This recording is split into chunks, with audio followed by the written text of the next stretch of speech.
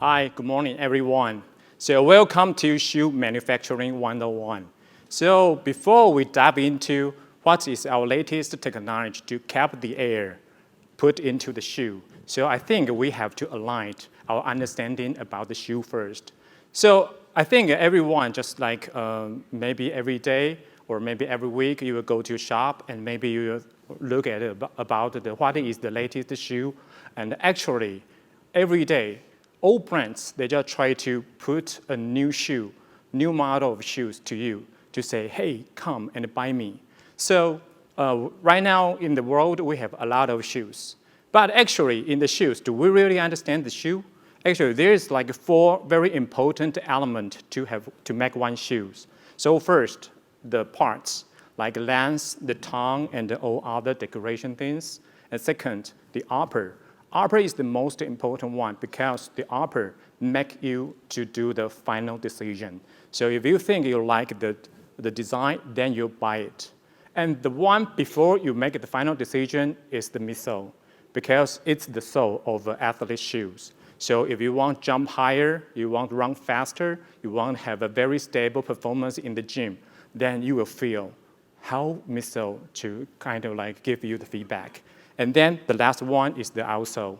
So my company, Chen is the machine company. We design a machine to produce the midsole, the sole of a shoe. So because these shoes, it's kind of like so far it's kind of like a chemical things. So those brands and their suppliers put a lot of different kind of ingredients to put in the midsole. So it becomes a very huge challenge because everything on the shoe is very soft. So it's almost impossible to make it automation to do the production. So that's the whole reason why they put the whole shoe industry in the Asia. I know most of you already know that from Korea to Taiwan, China, and the whole Southeast Asia, and also the South Asia. So, but during the COVID-19, those brands already feel something they have to change because all of the interruption make them very difficult to gain the stocks or a lot of supply chain issues. So right now, all of the brands, they just think about how to put the production line back to the market, and they can supply it fast, and they can supply it on a very good price. So this is the first thing. And also because the climate change and because of the soil is dying. So this comes another very big problem right now in the world. So which is every year, there are 23 billion shoes is made every year. And then 22 billion shoes are disposed every year. So most of brands, they try to do the recycling, but it's so difficult because, as I mentioned, it's all chemical things. It's very impossible to do that things. So all that they can do is put into the landfill. So right now, I think we understand that we have less and less land to do things like that. So all of the brands, they just think about how to do it. So because we solve these 2 problems, automation and how to do the recycling. So that's the reason why we just come up with very new technology, and we call it NexCell.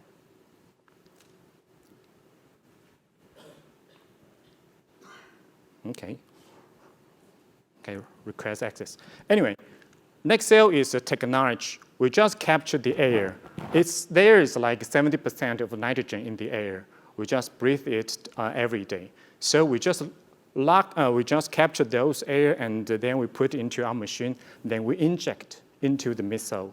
So that will help us that we will not change the material itself. So the brands, they can just recycle from you and then cut into small pieces, and we can recycle it again. Then maybe we can put back into the shoe, or maybe we can put into another kind of products. So this is the technology. Right now, we just try to launch into the world. So this NexCell is a product, is a concept that a technology that we can say is 100% for recycling, 100% for reusable, and also 100% for automation. So it's not that easy, you know. For Kingsdale, we try to develop this technology. It's not that easy. Actually, we spent like 10 years from the 0 to the 1. So I would like to share some stories behind that innovation journey. So first of all, right mindset is very important. No shortcut. Where every time we do the innovation, sometimes we just think about, is there any easy way to do it? Is there anything that we can just put them together, then we can come up with something new? But actually, the answer is no. Because every time if we think about the shortcut, which means we will start to miss very important dot behind the information. So Kingsdale, when we started to do this technology, actually, we try to buy some technology from, it's developed in MIT. So we just try to bring that technology into our machine. And we think, okay, maybe in 1 or 2 years, then bam, we can have the technology. However, we failed. We tried it like 3 years. However, we got nothing. So at that moment, the whole company, we just realized one thing, that there's no shortcut. We have to go back to the very beginning and to make sure that we really understand what we are trying to do. So on the way to NexCell, we find out a lot of failure. But the good thing is we try to connect every failure to see what's going on behind the whole technology and what is the mechanism. And second, positive atmosphere, team motivation. This is very important because think about it. We started the project from 2009, and then we launched it in 2020. So it's just about 10 years. It's a very long journey. So how can you make sure that everyone in the team still want to stay there and want to do something new and want to be there with you? It's so difficult, it's so challenging. And even as a leader, we just stand there and tell everyone, hey, follow me, please follow me. Sometimes they will feel like anxious and sometimes they will feel very frustrated. So the best thing is we have to make sure that everyone, they can kind of like inspire each other. So we are not just the only one in the team trying to inspire our team, but we try to encourage others to inspire others. So let's see what's different. And even it's a failure, let's try to understand what is the failure, what makes this failure. And if we got 1% improvement, then we just think about how can we do that 1% improvement to 2% or to 10%.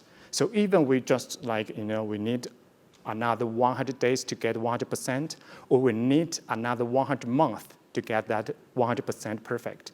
We don't know, but at least we start from this. We start from here. So every day, if we have the chance to talk with someone in the team or in the whole organization, we have to create the positive atmosphere to make sure that everyone can motivate others. And the third, transparent engagement. That will help us to get the proactive partnership. Because sometimes in Asia, we try to hide our technology because we're afraid to be copied or reverse engineering from others. But if we don't share the information, if we don't share the ideas, then it's so difficult for each other to communicate, just like Yuta said. It's the B side.